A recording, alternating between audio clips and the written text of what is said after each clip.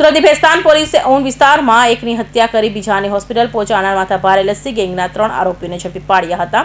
તો ઝડપાયેલા 3માંથી 2 સભ્યો ફ્રેક્ચરની પટ્ટીઓ બાંધી હાજર થતા પોલીસ પણ ચોંકી ઉઠી હતી. ભેસ્તાન પોલીસ પાસેથી મળતી માહિતી મુજબ ભેસ્તાનના ભીંડી બજાર સ્થિત આવેલા ખલીલ ટી સેન્ટર ખાતે થયેલી આ સનસનાટીભરી હત્યામાં મૂળ ઉત્તર ગુજરાતના વતની સગર યુવક શકીલનું મોત નીપજ્યું હતું, જ્યારે તેનો મિત્ર અલ્લુ ગંભીર રીતે ઘાયલ થયો હતો. પોલીસના જણાવ્યા અનુસાર ફરિયાદી સાહેલના મિત્ર શકીલને આરોપીઓએ અગાઉ કોઈ બાબતે ઠપકો આપ્યો હતો. આ જૂની અદાવતથી માથાકૂટ ચાલી રહી હતી.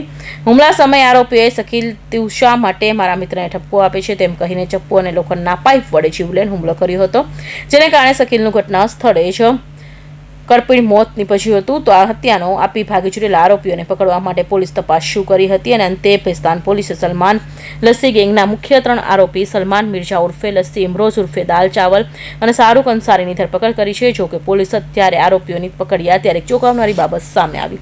ધરપકડ કરેલા 3 આરોપીઓમાંથી આરોપી શાહરૂખ અંસારી હાથમાં ફ્રેક્ચરની પટ્ટી બાંધીને આવ્યો હતો. તેણે પોલીસને જણાવ્યું કે મારામારીના કેસમાં તેને ઈજા થઈ છે, જ્યારે બીજા આરોપીને ઇમરોઝ ઉર્ફે દાલ ચાવલે જણાવ્યું કે તે બાઇક પરથી પડી ગયો હોવાથી તેને ઈજા થઈ છે. આ લસ્સી ગેંગના મુખ્ય સભ્યો જે રીતે ઇજાગ્રસ્ત અવસ્થામાં પોલીસ સમક્ષ હાજર થયા તેનાથી પોલીસ તેમની પર સંપૂર્ણ શંકા ગઈ છે. હાલ તો ત્રણેય વધુ તપાસ હાથ ધરાઈ છે.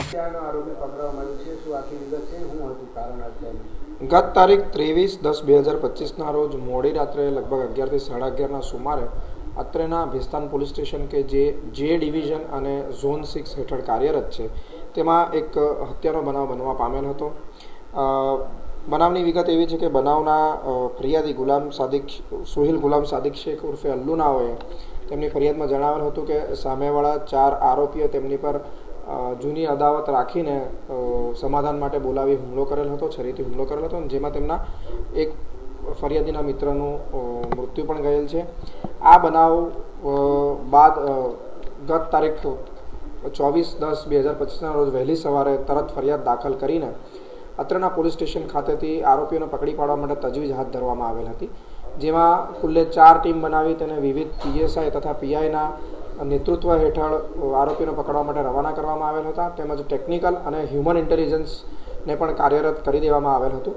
ટેકનિકલ અને હ્યુમન ઇન્ટેલિજન્સના પ્રતાપે બાતમી મળતા આ આરોપીઓ પૈકી 3 આરોપીઓને હાલ ઝડપી પાડવામાં આવેલ છે. આરોપી ક્યાંથી પકડાયા અને જે ઝઘડા થઈ ત્યારનો આરોપીઓને શહેરના તેમજ શહેર બહારના વિવિધ ભાગમાંથી પકડી પાડવામાં આવ્યા છે. આ આરોપીઓ પૈકી ઇમરોઝ ઉર્ફે દાલ ચાવલ પર સુરતના વિવિધ પોલીસ સ્ટેશનમાં 4 ગુના દાખલ છે. અરબાઝ ઉર્ફે બાબા પઠાણ પર સુરતના વિવિધ પોલીસ સ્ટેશનમાં 2 ગુના દાખલ છે અને સલમાન મિર્ઝા ઉર્ફે લસ્સી ઉપર સુરતના વિવિધ પોલીસ સ્ટેશનોમાં 12 જેટલા ગુના દાખલ છે.